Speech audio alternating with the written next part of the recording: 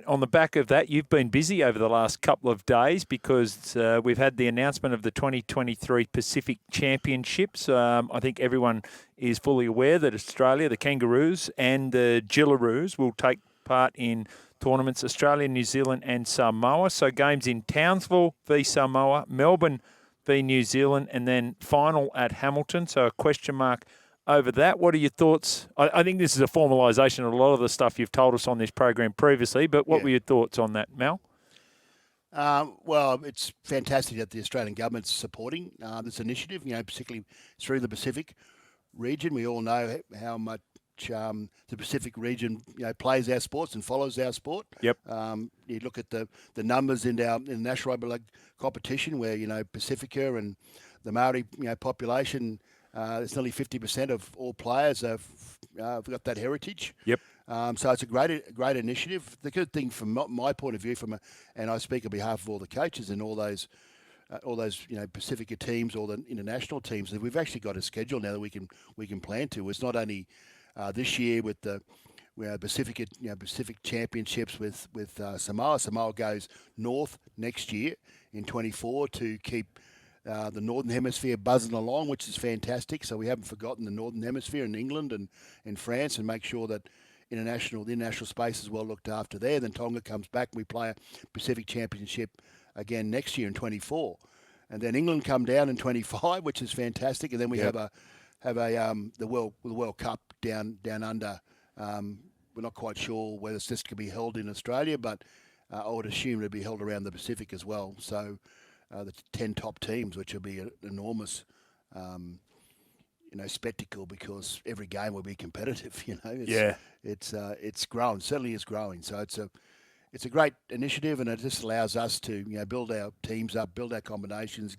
There's obviously build up commercial assets as well. So great decision and great announcement yesterday. Okay, on the back of that, you've now got dates that you can talk to players about. How do you then swing into action as coach of the Kangaroos? Are you reaching out to players? Are you reaching out to clubs? How does that all play out, Mal? Yeah, well, that's what we've got to do now. So from a coaching perspective, and the game perspective, we'll reach out to the clubs in particular and have a look at availability. That's first and foremost. I mean, it's been such a big year. One extra team in the competition. The competition's going longer. Yep. It's off the back of a World Cup last year, so hasn't been a lot of time and space between the NRL competition. So availability is going to be really important. So we'll have to talk to clubs about the availability of players and whether they're available. Whether we, obviously a lot of them will be carrying injuries. Yep. A lot of clubs will be wanting their players to get operations if need be.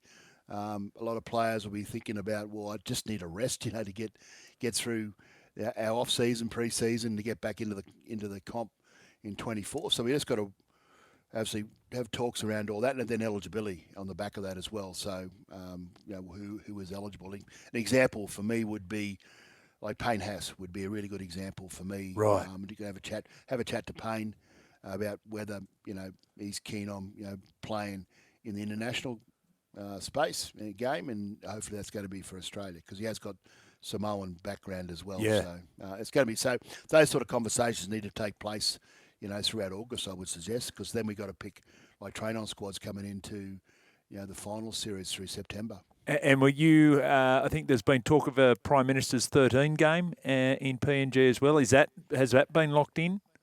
No, that's locked in for the third round of the final. So the weekend before the grand final, we'll take a Prime Minister's 13 up to Papua New Guinea, playing Port Moresby against their Prime Minister's 13 team. So which we've been doing since 2005, Jimmy, and it's still going, still keep going. It's just, man, it's a great concept. Obviously, rugby league is a passion of theirs up in Papua New Guinea, but it's all around.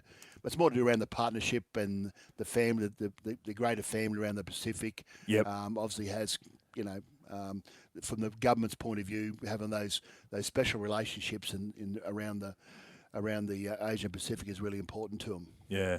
Isn't there like 13% of all children born in Papua New Guinea are called Meninga? Their first name is Meninga, isn't that?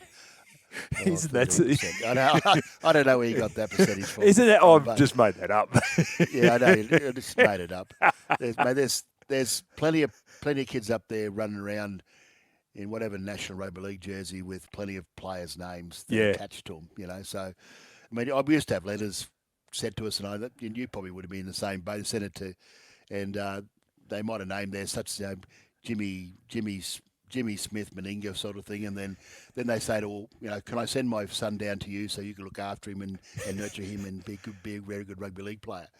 Things like that. Oh yeah, way back, yeah. So unfortunately, we couldn't do that. Let me assure you, anyone in Papua New Guinea who saw me play football, none of them called their children Jimmy Smith. The availability one's an interesting one too. I heard Billy Slater in his podcast talk about the James Tedesco. We talked about it last week with Fullback, and he said, there's a lot of things for James to consider, and he might want to rest. And he said the other thing to consider is if you give it up, you might never get it back. So that's exactly right. Yeah, which is a fair point too. No, it is. It's something that players need to muse over, I guess, and come to a decision. So, but I'll have a talk to Jimmy, to Teddy, and see where he's at with things. But as I say, as I've been commentating on, and we mentioned this last week too, is that if the Roosters don't make the finals, obviously they're working really hard in ensuring they're in the picture. The likelihood of them making the final eight doesn't look good, but. That 3-week rest, prior would do Jimmy, Teddy. Oh God, I've got Jimmy Smith Meninga on my mind at the moment up in Papua New Guinea. I won't take Teddy to Papua New Guinea, but that's having that rest in between, the end of the season and when they plays next. I think will do him the world of good. You look at him; he had a break up in Byron Bay. Yeah, got heavily criticised, but when he come back, his form in recent weeks has been excellent. Yeah, he didn't get criticised by anyone inside the Roosters. That's I realise that. Yeah, I realise that. Hey, the other thing, Mel, just on that, I remember when there was a kangaroo tour being named, and everyone would be there in their undies doing a fitness test, right, for the doctor. Yeah. Who is the one that was either a little bit injured or did get? There's the famous story of Wally Lewis being ruled out by Dr. Nathan Gibbs, but was there ever one where you thought this person's busted, but they're just going to do whatever they can to make sure they're right for that kangaroo tour? Oh, I think everyone was everyone was busted at the back end of the year. It does take a certain amount of toughness, and if you got a broken arm, and you're not going to go on tour. Yeah. But I was there, and I was obviously in '90 with Wally, and Nathan Gibbs and Bob Fulton was the coach. I've seen the X-rays, and it was still broken. Yeah. So, but Wally's a tough man, and he probably would have got through the tour. But they made a decision then and there that he just couldn't make because he did have a broken arm. So yeah. But there's guys going away. I think Les Kiss was one going way back where he had a suspect knee, and then he played his first game and did his ACL straight away, basically. Oh. Yeah, and then he had to have an operation over there, So it happens every year. So it's around looking after the players once they get into camp. And the good thing about being in a camp scenario is that you got physios, you got doctors, 24 hours a day, 7 days a week. Yep. So we generally get through that unless they get hurt in a game, So our medical competence is really, really good when you go into those sort of camps. You go into the Queensland, New South Wales camps. They're there all the time. So it's not like clubland where, you're coming in and out all the time.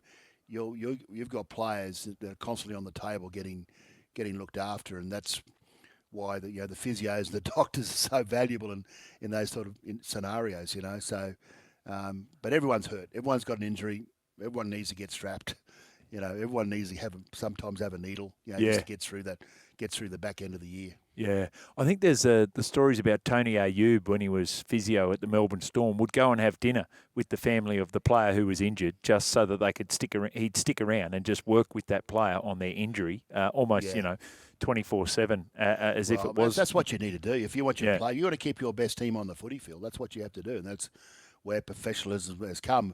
But in a camp scenario, so the Australian, the Kangaroos, well, they're there all the time, So they just book in. I've seen players And the physios get up at 2 or 3 o'clock, 4 o'clock in the morning, and they're working on their injuries. Yeah.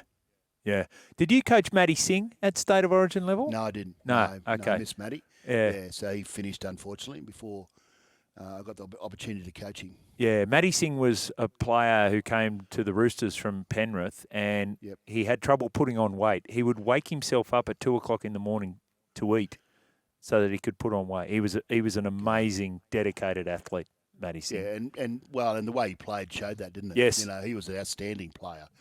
Much maligned in ways, but anyone that knows Matty and seen him play, he was one of the most outstanding outside backs in the competition in his time. He started all this, forget about how many tries scored. Give me tries saved as well.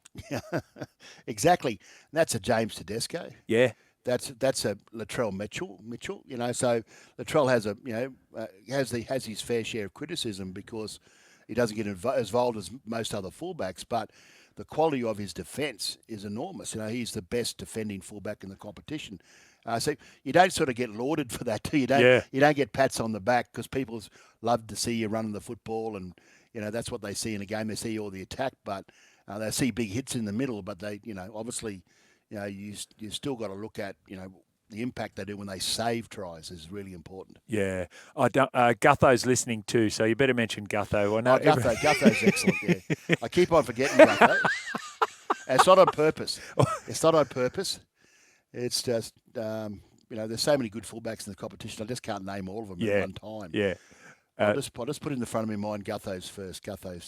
Yeah. Gutho's first. There's so many potential kangaroo tourists who listen to this hour, and if they get there, just seeing where their name's mentioned, I know Gutho's listening right now, and he's just, hang on, I save a lot of tries. What? Wow.